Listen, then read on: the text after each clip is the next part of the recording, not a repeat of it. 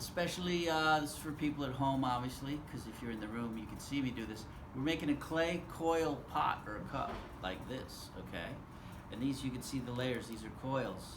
So, watch. I already made the bottom. I rolled out a coil and I spun it up tight to make the base of the pot, okay? Before you attach every layer, you have to, I always say, scratch before you attach. Clay needs something to grip onto when it dries. So you got to make it rough or fuzzy like Velcro, I like to tell students. Because smooth clay, when it dries, just falls apart. You can't attach smooth clay to smooth clay. I'm going to say that a million times. So here's a coil, my first layer of my pot. You have to scratch this too. This is just a shish kebab skewer. You could get these at a dollar store. Get a whole bag of them for $1. It's one of my favorite clay tools is a shish kebab skewer. So I'm just making like an X pattern here.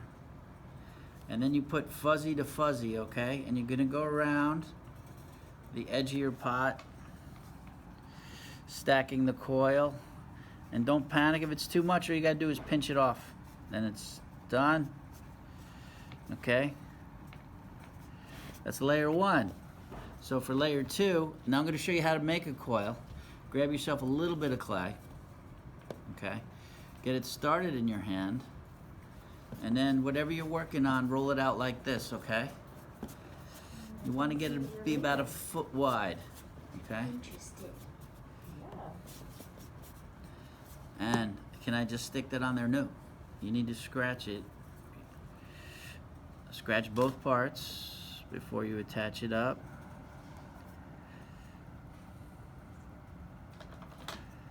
I'm going to scratch this.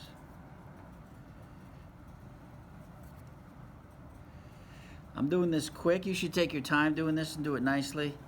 I don't want to make this video 10 minutes long so that you're bored to death. So you put it fuzzy to fuzzy, okay? Go around, pinch it like that. And it's a game of stacking to see how high you can go. I want to warn you of a couple dangerous things. You can push it down to make it stick. A lot of my students, for some reason, squeeze it. And you know what starts to happen when you squeeze them? It starts getting wider and wider and wider, and next thing you know, it collapses. So don't squeeze these coils, okay? What you can do is push down on them gently. It's a little tricky, but don't squeeze them. I'm also going to squeeze it and watch you how you can fix it if that does happen to you. There's a coil. Scratch this up.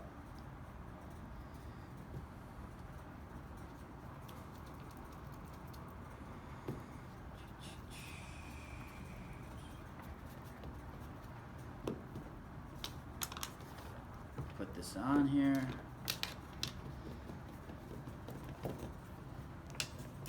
See, I like to attach by that with your thumb, like pushing downwards and just supporting it on the inside. But I'm doing this the wrong way. Don't do it like what I'm doing right now. Don't make it thinner and thinner and thinner. And it's getting wider, and then you start going, oh my gosh, what's happening here? And you start squeezing it more, and then you're just like, what's happening? What you got to do at that point is get yourself a knife. You want to cut out a triangle shape like this, watch. Like a V shape, all right? I'm going to remove that.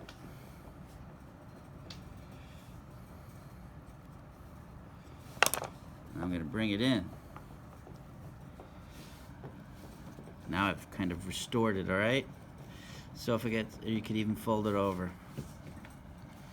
So if it starts getting too wide on you, just cut out a triangular section of it, pop it out, and reattach it. And show me how high you can go. I've had students go this high, or this high, or this high. All right, you can make it go like this on purpose if you want. All right, see you next time.